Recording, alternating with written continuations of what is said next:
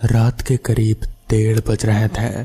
4 दोस्त, जिनमें 2 लड़के और 2 लड़की शामिल थे, वो इस वक्त एक बड़े से मकान के बाहर खड़े थे।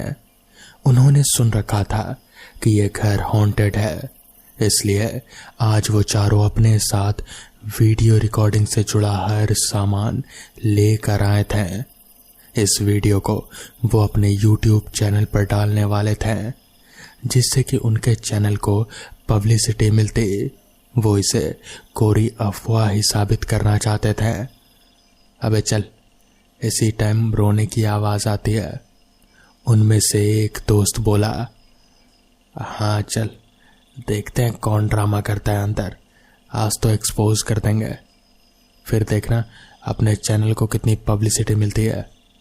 एक लड़का बोला, जिसकी आंखों में ये बातें शायद चमक सी रही थे।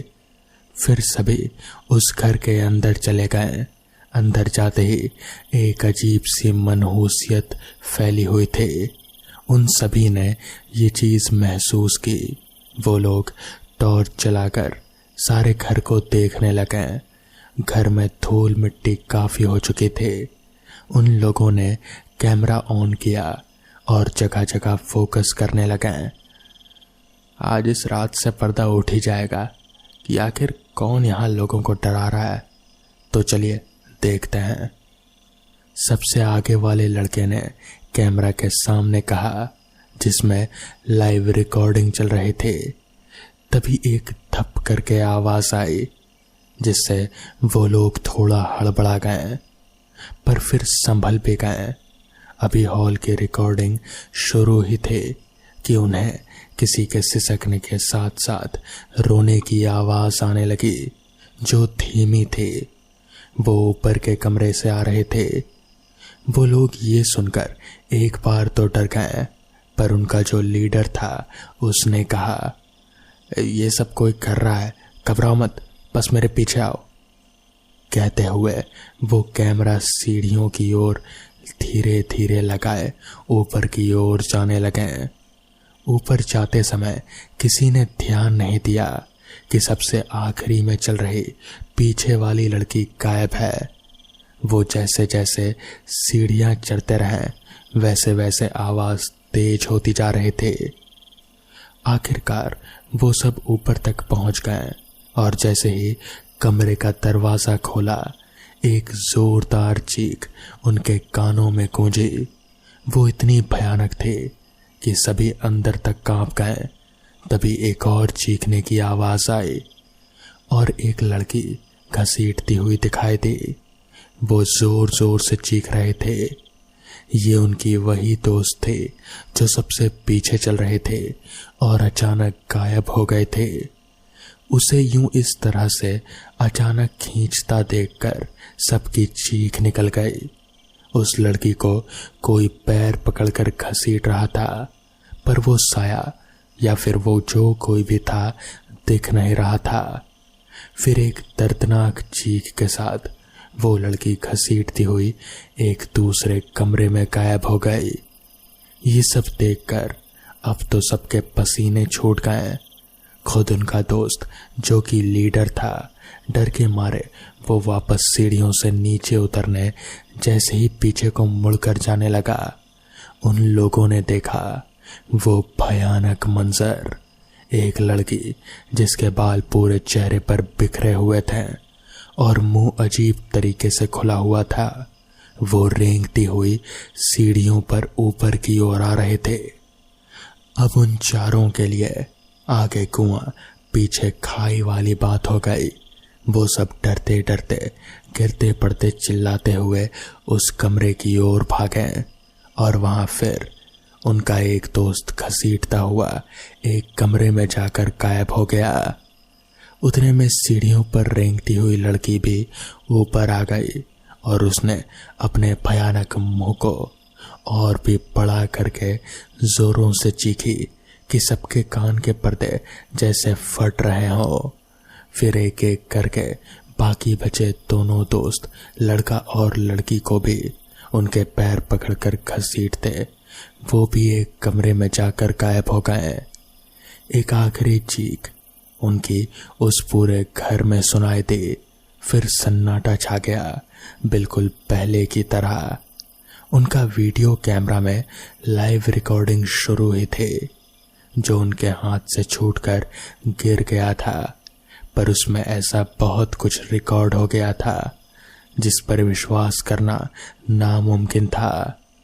जब 2 दिन बाद भी चारों दोस्तों की कोई खबर नहीं मिली, तो उन्हें ढूंढते ढूंढते इस घर में पुलिस की एक टीम पहुंची।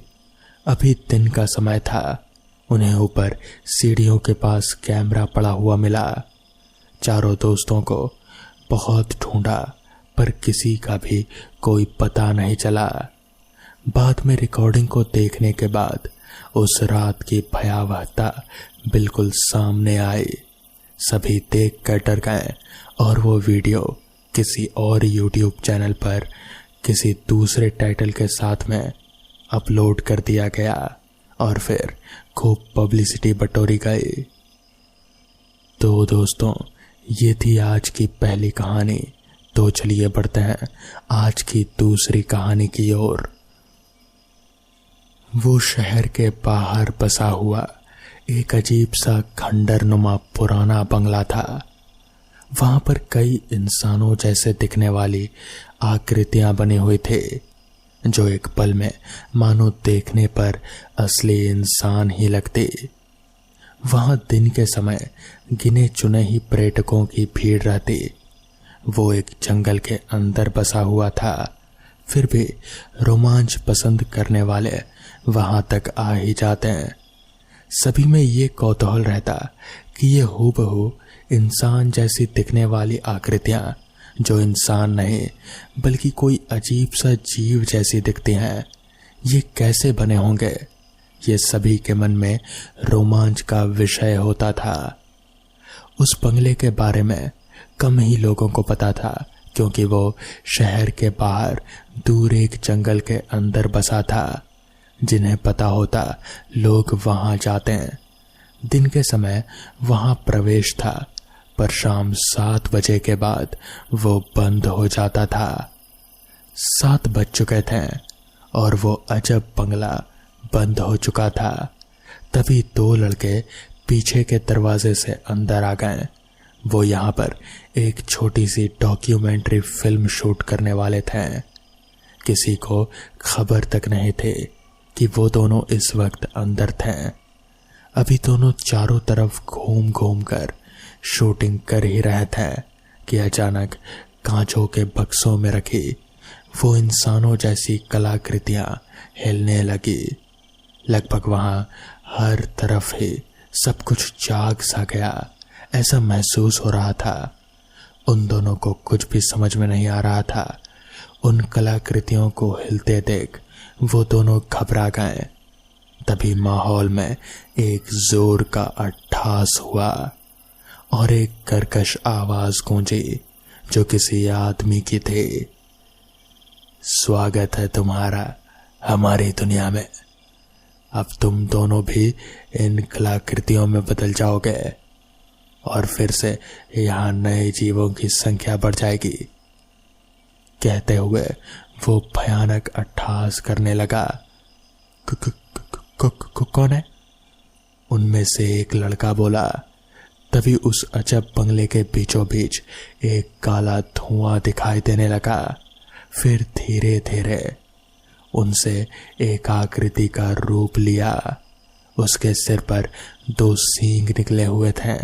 शरीर का रंग बिल्कुल नीला, बड़ी बड़ी फैली हुई आंखें और नुकीले कान और मुंह के दोनों किनारे पर निकले हुए नुकीले दांत और उसकी लंबी जुबान, जो कि बाहर तक बार बार आती और हवा में लहराते। उस भयानक जीव को देख दोनों की चीख निकल गई। वो दोनों लड़के एक साथ बोल पड़े। कौन हो तुम? उसने कुटिलता से हंसते हुए कहा, मैं सालों से यहाँ कैद हूं। तंत्र मंत्र करके मैं शक्ति प्राप्त करना चाहता था, लेकिन उसके पहले ही मुझे मारकर यहीं दफना दिया गया। तब से एक श्राप बन चुका हूं। और अब तुम सबको इन्हीं में बदलकर अपनी साधना पूरी करूंगा। ऐसा कहते हुए उसने अपनी लंबी जुबान से उन दोनों का खून चूस लिया। कुछ दिन बाद, अरे देखो एक और अजीब सी कलाकृति, पर ये तो दो हैं। अजीब है ना, यहाँ पर सब अचानक से कलाकृतियां बन जाती है। क्या खेल है कुदरत का भी। कोई बोला जो अभी उस नई दो कलाकृतियों को देख रहा था, पर उन्हें क्या पता था कि कुछ दिन पहले ये भी उनमें से एक इंसान ही थे। तो दोस्तों, ये थी आज की दूसरी कहानी। तो चलिए बढ़ते हैं आज की आखिरी कहानी की ओर। बहुत दिनों से मैं अपनी लेखनी के साथ अपने भूतों की दुनिया से दूर रहा, पर कल रात मुझे नींद न आने से बेहद ही बेचैनी से महसूस हो रही थी। बहुत दिनों बाद अपने दोस्त असलम की याद हो आई।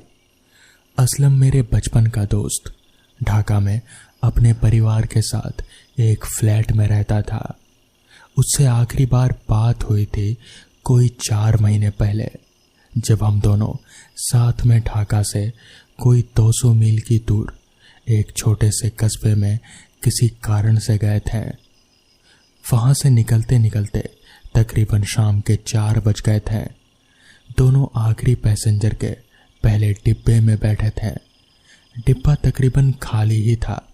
हमारे अलावा कोई 4 या 5 लोग रहे होंगे, वो भी अगले कुछ स्टेशनों में उतर गए। अब उस डिब्बे में हम एकदम अकेले थे। चूंकि ट्रेन पैसेंजर थी और बहुत ही धीमी थी, हम बाहर को देखते हुए आपस में इधर उधर की बात कर रहे थे। शाम हो जाने से उजाला काफी कम हो चला था और तब भी बोगी की लाइटें नहीं जली थी। बोगी में अंधेरा कुछ ज्यादा ही बढ़ चला था। बहुत देर से असलम चुप बैठा था, किसी सोच में डूबा हुआ। मैं भी अपने विचार में डूबा हुआ था कि असलम ने अचानक से एक सवाल किया। बैनर्जी दा, आप आत्मा पर विश्वास करते हैं? उसका सवाल इतना अचानक था कि मैं चौंक गया। उसकी ओर देखा तो उस बढ़ते अंधेरे में उसका चेहरा एकदम सफेद हो रहा था और वो अपने आप में ही डूबा हुआ था।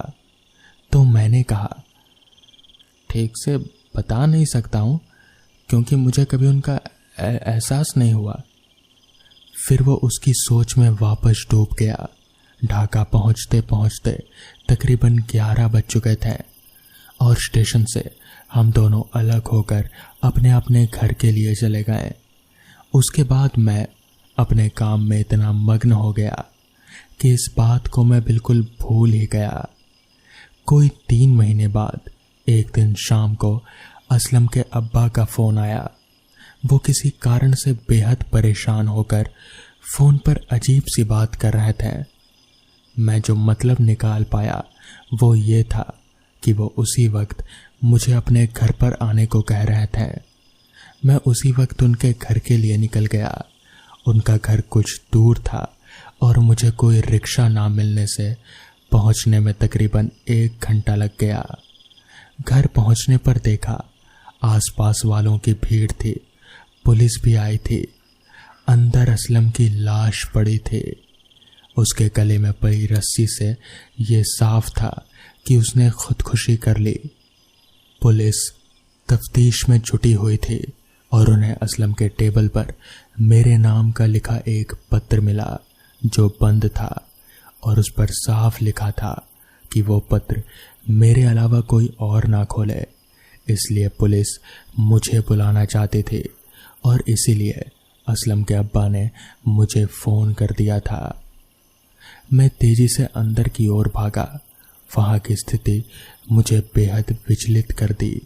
मेरे सामने जमीन पर उतार कर रखा मेरे दोस्त का मृत शरीर, गले में अभी तक पड़ी वो रस्सी का टुकड़ा जिसको काटकर उसे पंखे से उतारा गया था, बाकी हिस्सा पंखे पर ही था। मेरा सिर बुरी तरह से घूमने लगा। मैं अपने पास खड़े पुलिस वाले को पकड़कर लटक गया। थोड़ी देर बाद मुझे होश आया तो मैंने खुद को सोफे पर पाया। शर्ट पूरी गीली थी, शायद पानी का छींटा गया था। मैं उठ बैठा तो इंस्पेक्टर ने सीधे अपना सवाल किया कि मैं असलम को कैसे और कब से जानता हूँ, मेरी पिछली मुलाकात कब हुई थी, क्या बातें हुई, क्या उसने किसी परेशानी के बारे में बताया था। उन्हें सवालों का जवाब देते हुए मुझे याद आया वो बेतुका सवाल आत्मा देखने के बारे में। मैंने वो भी पुलिस को बताया। अब वो लोग उस पत्र को ले आए और खोलकर पढ़ने को कहा। पत्र खोलते ही लगा जैसे मैं एक बार फिर से उस ट्रेन में पहुंच गया। उसमें लिखा था, बैनर्जी दा, मैं आपको उस दिन से कुछ कह नहीं सका और जिसके कारण मैं बहुत ही परेशान हो रहा था, तो अब वही कहानी लिख रहा हूँ। आगे असलम ने लिखा था, मैं तकरीबन 7 महीने पहले जब वीरपुर गांव में गया था और कुछ दिनों के लिए वहां अपने काम के लिए रुक गया। वहां मेरे साथ एक आदमी रहीम काम करता था। वो अपने पिता हकीम खां के साथ रहता था। एक दिन हमारे ऑफिस से कुछ रकम चोरी हो गई थी और रहीम को उसके इल्ज़ाम में बर्खास्त कर दिया जाता है। वो बहुत ही मिन्नतें करता है पर मालिक कुछ भी नहीं सुनते हैं।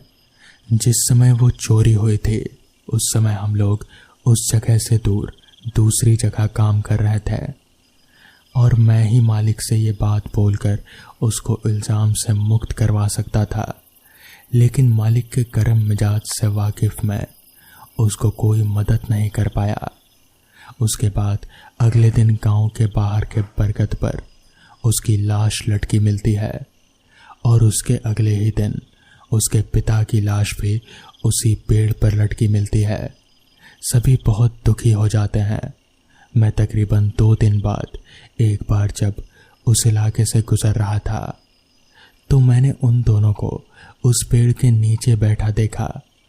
दोनों ऊपर से तो मुझे दिख रहे थे पर उनका नीचे का हिस्सा मुझे नहीं दिख रहा था। मुझे देख दोनों मेरे पास आकर कहने लगे कि अगर मैं चाहता तो मालिक को समझा सकता था, लेकिन मैंने ऐसा नहीं किया। अब वो दोनों मुझे नहीं छोड़ने वाले हैं। उस दिन के बाद से वो रोज रात को आते हैं और मुझे सोने नहीं देते हैं। मैं बहुत सारे डॉक्टरों से भी मिला लेकिन ठीक नहीं हो पाया। मैं डर डर कर जीने को मजबूर हो गया था, इसलिए मैं आज अपनी ज़िंदगी ख़त्म कर रहा हूँ। पत्र बंद किया मैंने और मेरी आंखों से जैसे पानी की एक धारा सी बहने लगी। मुझे समझ नहीं आ रहा था कि आखिर असलम ने ऐसा किया क्यों। क्या वो सब सच था? मुझे कुछ भी समझ में नहीं आ रहा था। बहुत बड़ी संभावना थी कि जैसे उन आत्माओं ने असलम की जान ली थी, ठीक वैसे ही उस कंपनी के मालिक की भी जान लेने की कोशिश करें। अंततः सबसे पहले हम लोग वीरपुर गांव जा पहुंचे। घटना से जुड़े लोगों से बात करने पर बहुत सारी जानकारियां सामने आई। रहीम के परिवार में उसकी पत्नी रजिया और उसकी एक बेटी सारा, जो इस हादसे से एकदम टूट चुके थे, वो 2 वक्त का खाना भी उनको मुश्किल से नसीब हो रहा था।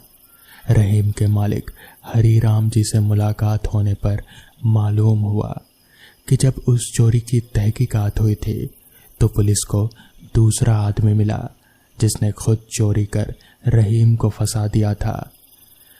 पहले आत्मा ने उस आदमी को मार दिया और अब हरीराम जी को परेशान कर रहा था।